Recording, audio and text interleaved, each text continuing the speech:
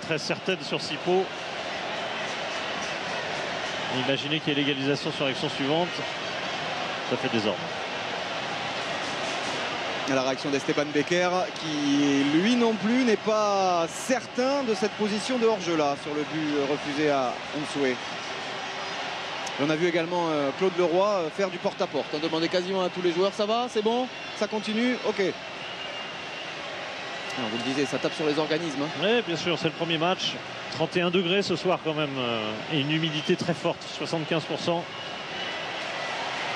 C'est un pays où il pleut. Hein. Pas en ce moment, c'est la saison dite sèche. Mais vous voyez, la saison dite sèche, il y a 75% d'humidité. Hein. Oui. Bifouma. C'est le Bifouma qui essaie de chercher, d'alerter de l'autre côté. Un ballon récupéré, mais il s'est battu quand même, Nganga, aidé par Bukamutu. Arnold Bukamutu pris, et c'est un contre qui peut s'organiser en faveur des Équato-Guinéens. Ça va vite avec Ibanedou. Ouais. Si c'est pas aller chercher la faute, ça. Il est malin, il est malin. Ouais, mais l'arbitre n'est pas obligé de lui donner, hein, parce que franchement, je crois qu'il est vraiment allé la chercher. Il n'y a pas grand chose quand même.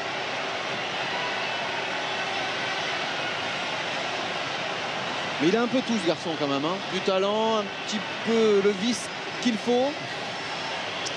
Cette culture latine, ouais. Indiscutablement. C'est ça, c'est exactement ça. Je voulais froisser personne. Le dernier changement pour le Congo en approche. Attention à cette tentative.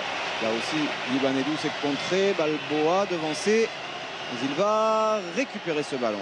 Javier Balboa et gratter quelques ô combien précieuses secondes. Zarandona a pris. Et ça peut aller vite. Parce qu'il y a de l'espace. Et c'est assez rare dans cette rencontre. Ladislas Dounyama pour envoyer les jambes. Dounyama. Le centre qui s'est manqué. C'est mal ajusté. Et c'est directement dans les pieds, dans les gants de Felipe Obono. Ouais, ça a manqué d'intention de la part de Dounyama. Il doit aller au bout de son action. Il doit tenter beaucoup plus.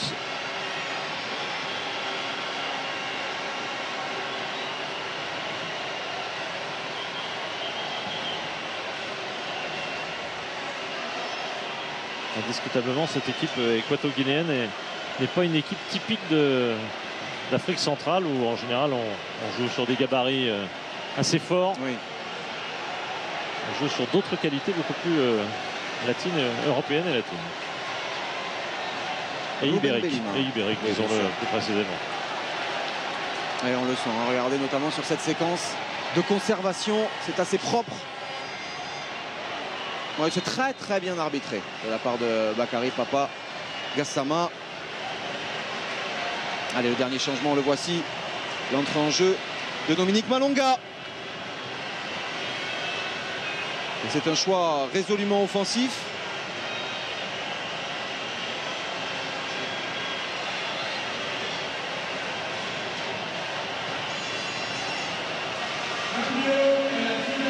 Malonga pour Bukamutu. Oui, exactement. Malonga, c'est un appelé de la dernière heure, hein, parce qu'il est apparu pour la première fois. Il était qualifié tout juste pour le match retour contre le Nigeria. C'était l'avant-dernière journée, mais il ne l'avait pas joué parce qu'il était un peu blessé. Et finalement, il avait dû jouer au Soudan. Donc le tout dernier match de qualification a été sa première sélection avec le Congo. Et lui, pour le coup, il joue à Hibernian, le vrai, en Écosse. Sans S. Sans S. Le vrai de vrai. Et il va être au duel avec Rui Fernando, l'autre d'Hibernians, à Malte. Paradoxalement, le Malte est ailleurs. Il est beaucoup plus du côté d'Hibernian. C'est clair. L'Écossais. C'est clair.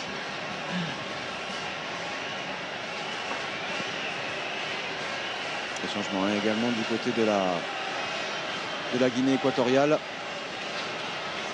Qui multiplie les fautes quand même. Hein. Déjà en première période, ils en avaient fait plus de 2 fois plus que les Congolais. Ça a l'air de s'intensifier encore plus. Je pense qu'ils auront du mal à finir le match physiquement et que ils ont besoin de quelques moyens illicites pour s'en sortir. défensivement. Loin de leur but pour l'instant. Les 10 dernières minutes en approche.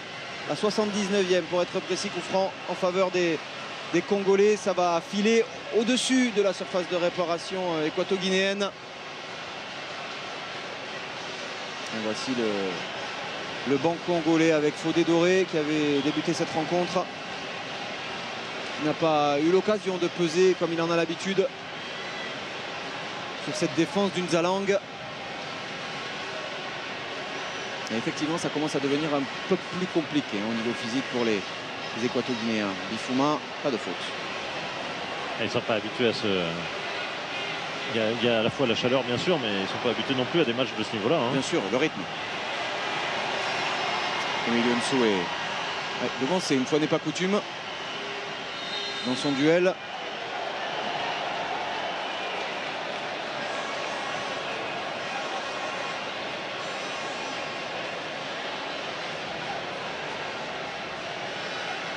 Delvin Dinga.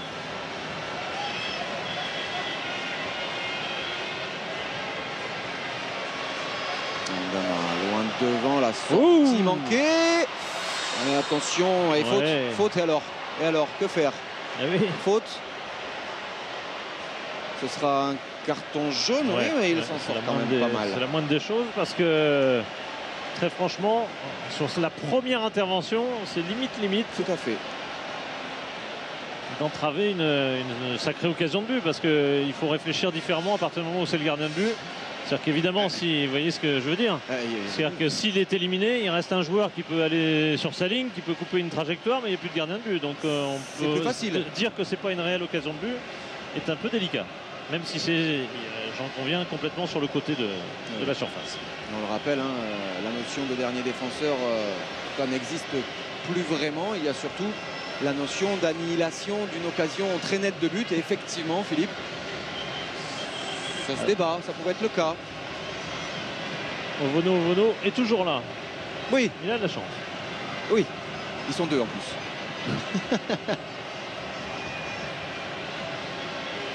Ganga, bien sûr, avec son pied gauche, très rentrant, voire direct, il est capable. C'est le spécialiste des coups de pied arrêtés dans cette sélection congolaise. Des Congolais qui sont en train de mettre la pression à 8 minutes maintenant de la fin du temps réglementaire de cette rencontre. La Guinée équatoriale mène toujours 1-0, mais il commence physiquement à baisser quelque peu pavillon. C'est un choix tactique. Est-ce qu'on laisse des joueurs venir devant le gardien alors qu'on peut les mettre hors jeu?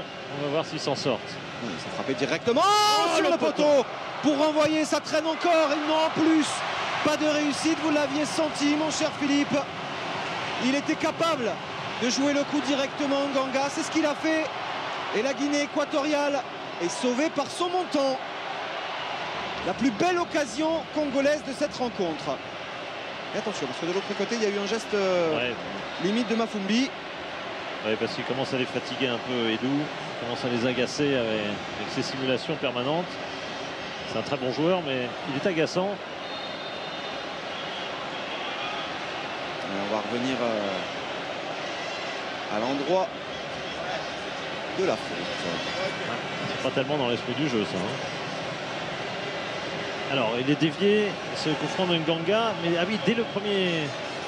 Est-il repris de la tête ou pas, ce ballon? J'en ai pas l'impression. Pour le centre, au deuxième poteau, Ladislas Munyama, de la tête, en retrait pour Théu Bifouma. Qui travaille à l'intérieur de la surface de réparation.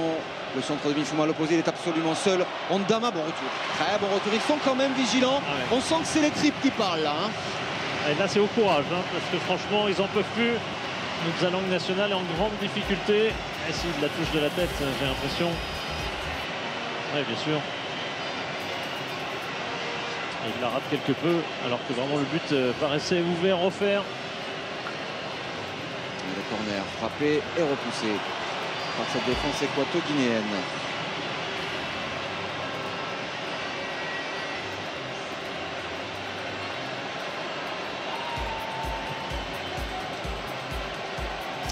Ça passera largement derrière les buts de Felipe Ovono, ce qui n'est absolument pas du bout de Claude Leroy. On revoit une dernière fois cette possibilité. Déjà, elle a été déviée une première fois par le mur et bien évidemment qu'elle a été touchée de la tête par Ladislas Bignama. Toute la détresse du banc congolais. Rien ne fonctionne pour le moment et il reste très peu de temps pour réparer la machine. 5 minutes à peine avant la fin du temps réglementaire de cette rencontre. Ils ont quand même largement le dessus sur le plan physique maintenant. Oui. Et les moyens de s'imposer sur cette fin de match.